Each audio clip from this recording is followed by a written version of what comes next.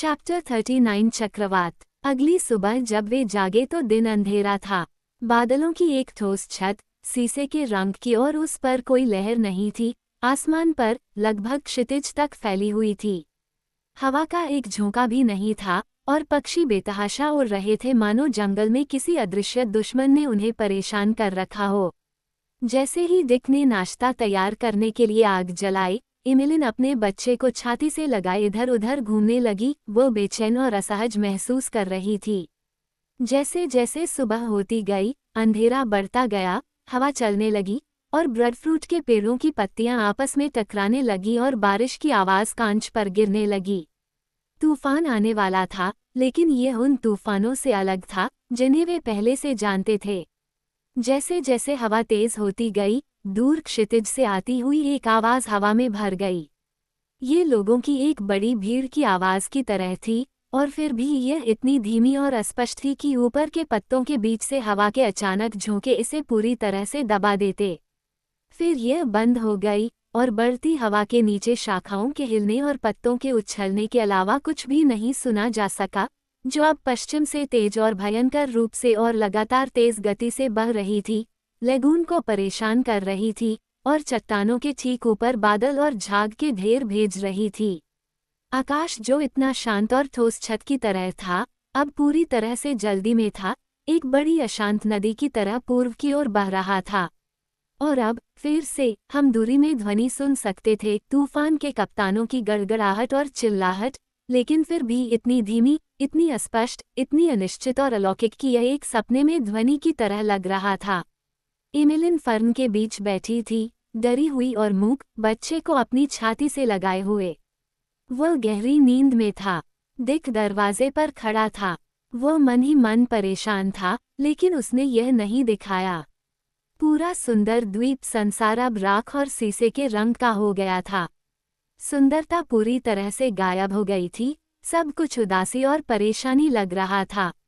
Cocoa के पेड़, उस हवा के नीचे जिसने अपनी स्थिर गति खो दी थी और अब तूफानी झोंकों के साथ बह रही थी, संकट की सभी स्थितियों में इधर उधर उछल रहे थे, और जिसने भी उष्णकटिबंधीय तूफान देखा है, वह जानता होगा कि हवा के थपेड़ों के नीचे कोको का पेड़ अपनी गतिविधियों से क्या अभिव्यक्त कर सकता है।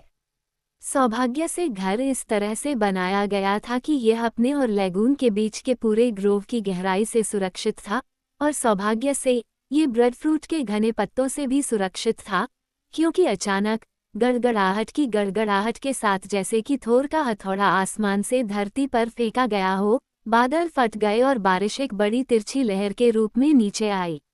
यह ऊपर के पत्तों पर गरजती थी, जो पत्ती पर पत्ती झुकाते हुए एक तिरछी छत बनाते थे, जहां से यह एक स्थिर चादर की तरह झरने की तरह बहता था। डिक घर के अंदर भाग गया था और अब एमिलिन के पास बैठा था, जो कांप रही थी और बच्चे को पकड़े हुए थी, जो गड़गड़ाहट की आवाज से जाग गया था। 1 घंटे तक वे बैठे रहे, बारिश रुकती और फिर शुरू होती, गरज के साथ धरती और समुद्र हिलते रहे, और हवा एक तीखी, नीरस चीख के साथ उनके ऊपर से गुजरती रही। तभी अचानक हवा थम गई, बारिश बंद हो गई और भोर के प्रकाश के समान एक पीला भूतिया प्रकाश द्वार के सामने आ गया। ये खत्म हो गया, डिक ने उठते हुए कहा।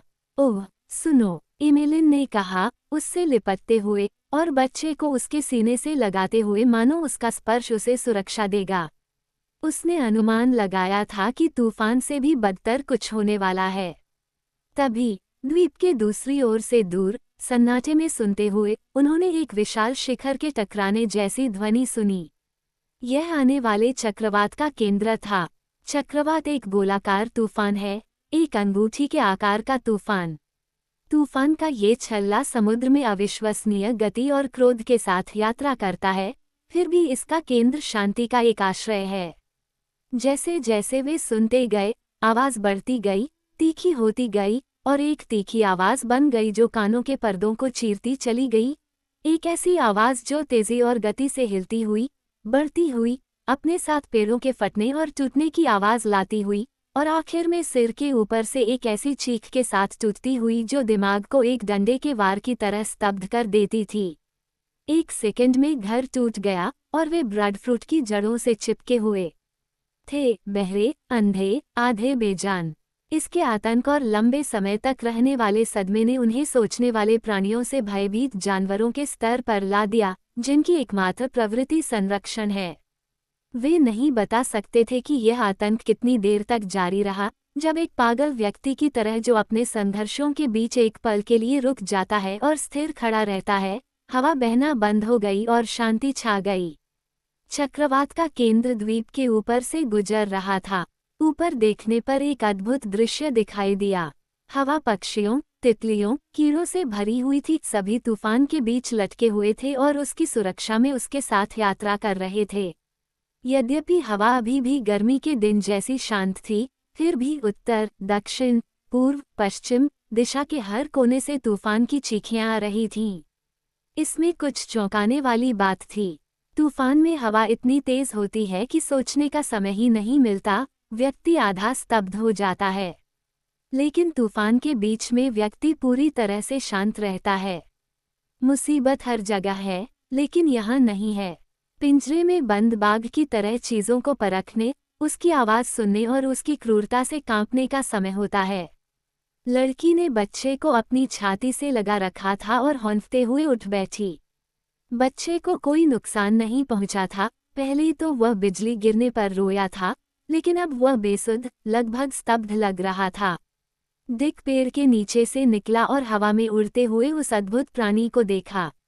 चक्रवात ने अपने रास्ते में समुद्री पक्षियों और जमीन से पक्षियों को इकट्ठा किया था।